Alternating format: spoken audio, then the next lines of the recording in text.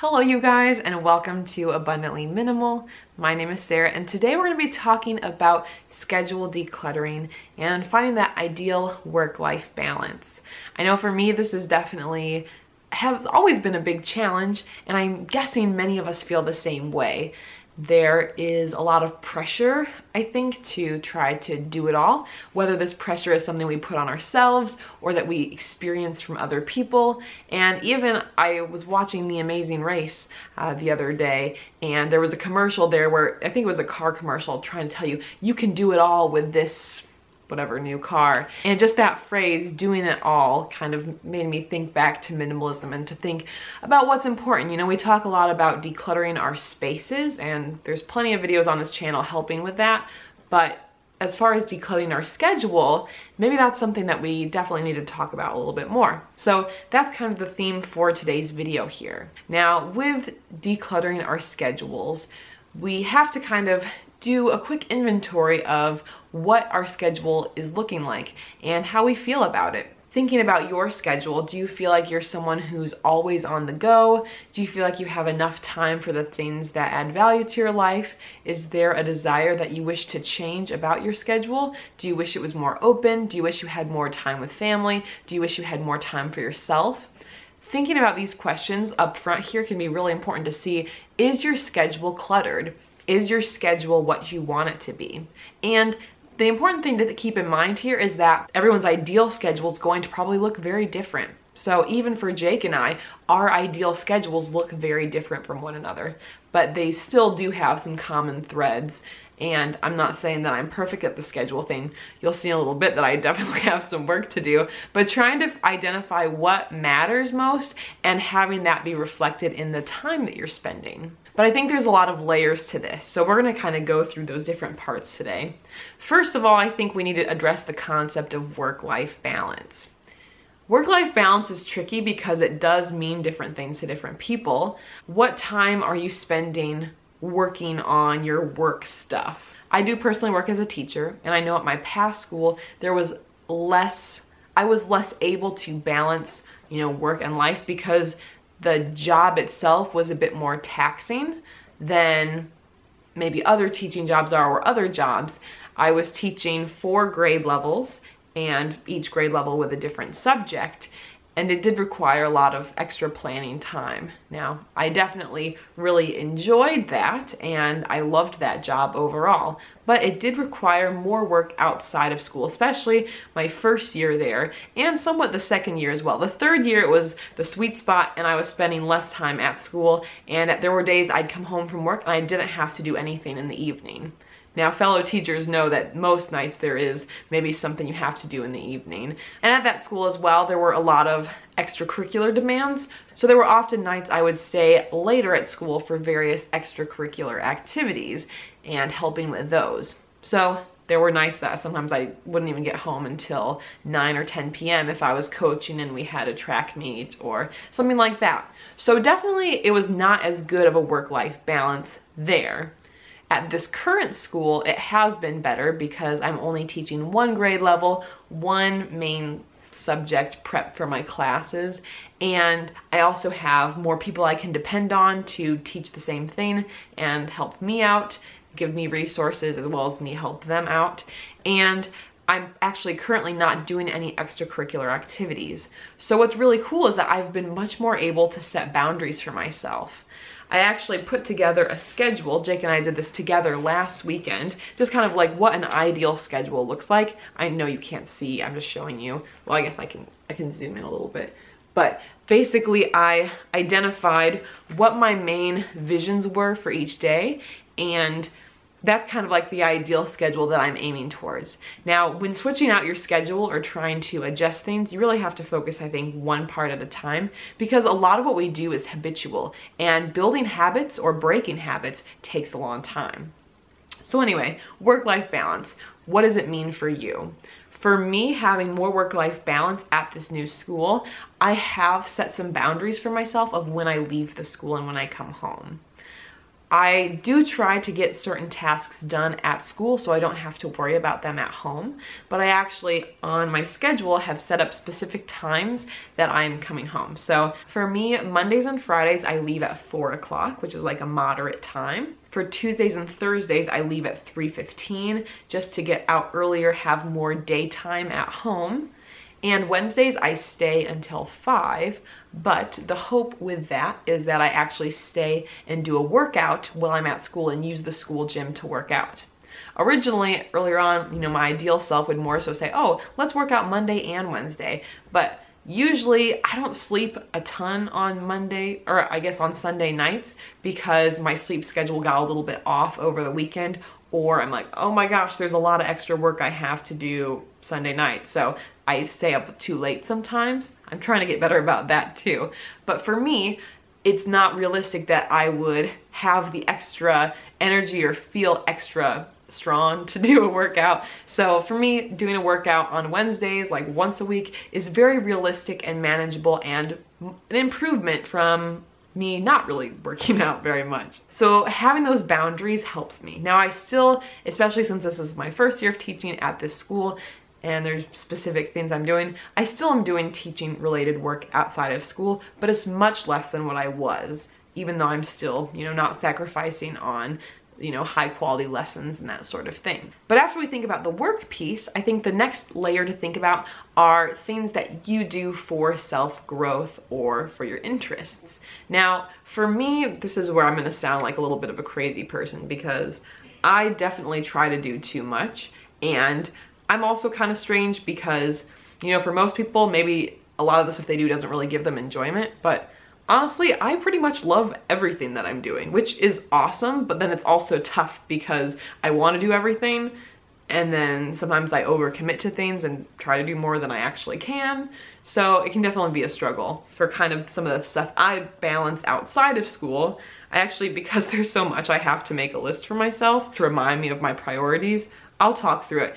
This is probably too much, but for me, this all gives me a lot of joy, and there's a vision for everything. What I'm going to describe here, I'm not recommending that you try to add this much to your plate. Some of these things have been around for a while, but they are priorities for me, and having them on this little card here that I keep very visible helps me focus on what the priorities are. This is also where you'll see that I have a little bit of schedule overwhelm sometimes because I'm trying to do too much. So it's definitely a blessing and a curse to be so excited about everything because I try to do too much sometimes. But my priorities right now with my schedule that matter to me are doing work with Abundantly Minimal. So that means doing the videos for you guys and kind of sharing what I'm thinking about related to minimalism.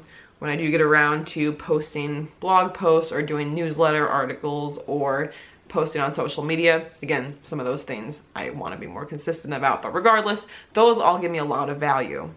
The second layer is my teacher related creations. So that's my Teachers Pay Teachers store, Mr. and Mrs. Social Studies, with also like the YouTube videos and the social media we do for that. I have a passion for creating lesson plans and creative teaching ideas. That's, I think, one of my areas where I feel like I thrive with teaching. One of my favorite parts about it, coming up with these new ideas. So there's that part of things. There is the cookbook that I'm working on that has been way slower than I thought. I thought it would be out months ago, and we're still not quite there. But that's definitely something that I value, and I want to have it done because I even want to use it, not even just for selling purposes, like from a business side of things, but I want it to be like my cookbook of things that Jake and I make, and have it be kind of like what our main choice of meals is, really simple. Because what I'm trying to create, I do not, at least have not found it existing out there in the market, what we're looking for. I'm finishing up my master's degree right now in teaching, so I, in the fall, was not taking any classes for that because I was just getting adjusted and I genuinely didn't like the classes. But this semester I have my 2 final classes, so like the morning I was filming this, I've already spent like 4 hours working on stuff with that, so that's not what I'm as thrilled about, but I'm very excited that that's almost done. And then some more fun things, Jake and I are planning a really big trip this summer that we're really excited about. And so there's more things that I want to plan on that, like different activities we're gonna do and some of the lodging and that sort of thing. So there's that, which is so much fun and one of my favorite things to do. But again, that's on the list. And then there's the decluttering and cleaning, which does happen periodically. The cleaning more than the decluttering at this stage of life. But regardless, those for me are things that I genuinely enjoy doing, everything on this list, but it definitely can lead to schedule overwhelm sometimes, because it's like, how do I decide what activities I'm doing? But regardless, I'd encourage you to identify what activities bring you value. What do you want to do every day? What skills do you want to build upon and grow as a person, and in what ways? For me, even though that's a lot, those are all things that bring me immense value and joy, or in the case of the master's degree, will be great to get done and not have to think about in the future. So for you, I think that could help so much too, because when you prioritize the things that matter the most to you and you're able to accomplish those as well as, you know, your day job, I think it can mean a lot and help us achieve fulfillment and happiness and whatever else you're craving. Now, how do I schedule all of that together? Well, when Jake and I made our schedules, we were sure to be realistic. I've been the person before where I've made a to-do list with 100 things and genuinely maybe thought that I could get them all done, but maybe my gut knew that, yeah, I'm gonna get done like 10 of those things, not all 100 of them. So I wanted to be realistic with the schedule we put together. So I actually have, you know, tops like 4 or 5 things written on each day. I've got the time I leave school, which is important. And I've got other things like my master's classes, when that happens. You know, we don't do much TV wise, but like, for example, when The Amazing Race is on, we have that time, that hour is booked aside, and you have to put leisure time in as well, I think. That's, you know, probably something that gives you value and helps you relax and recharge. For me, am trying to go to bed by 12:30. So I've actually done a little bit better with that than I have. So that's kind of a focus that's on here. For me, I've got a video schedule that I've put together about when I film, when I edit, when I upload certain videos. So that's something built in. And then to help me kind of manage all of these additional things, I've put together basically a time period, a block of time each day where I focus on one of those things. And during that time, that's the main priority.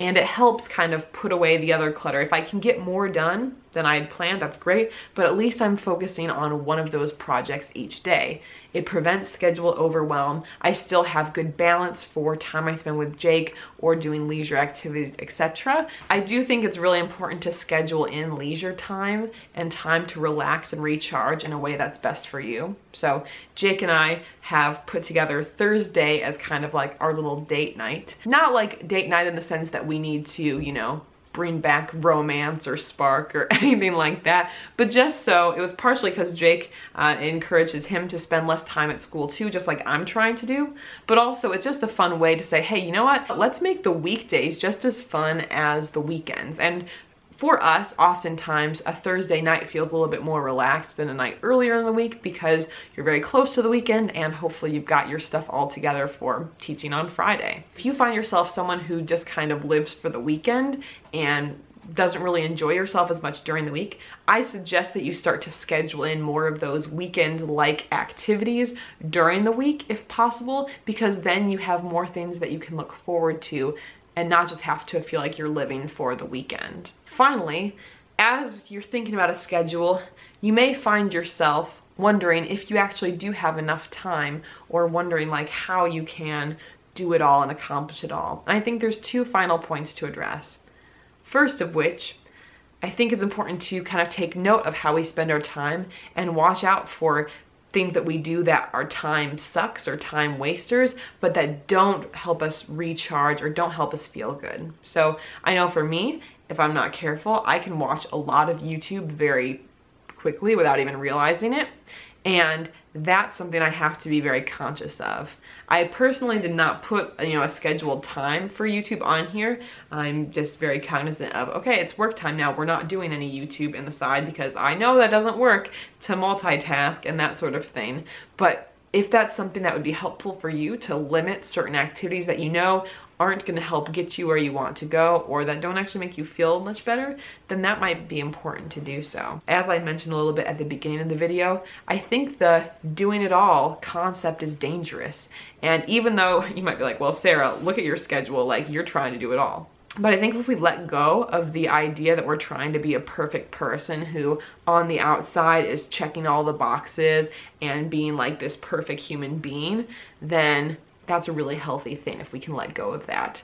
And so even though I know for myself, I do try to do too much, I am not trying to pretend at all like I'm being perfect at things. There's stuff that it's a priority, but like it just doesn't get done. And I just kind of accept that. Obviously, I wish I was doing more in some cases, but I'm very realistic with myself and I'm not, you know, a workaholic enough that I say no to fun things or to family or social things. Like I do feel like I have a pretty healthy balance on it, and I'm totally fine with being open with you guys and vulnerable and letting people know, yeah, this isn't perfect, this isn't working out, and you know, being honest about that own experience. I'm not trying to pretend that I have it all together and it's all, you know, magical. But regardless, there was a lot talked about in that video. That was a longer video, but I'm hopeful that this was helpful in terms of thinking about if you are dealing with schedule clutter or if you want to improve your work-life balance.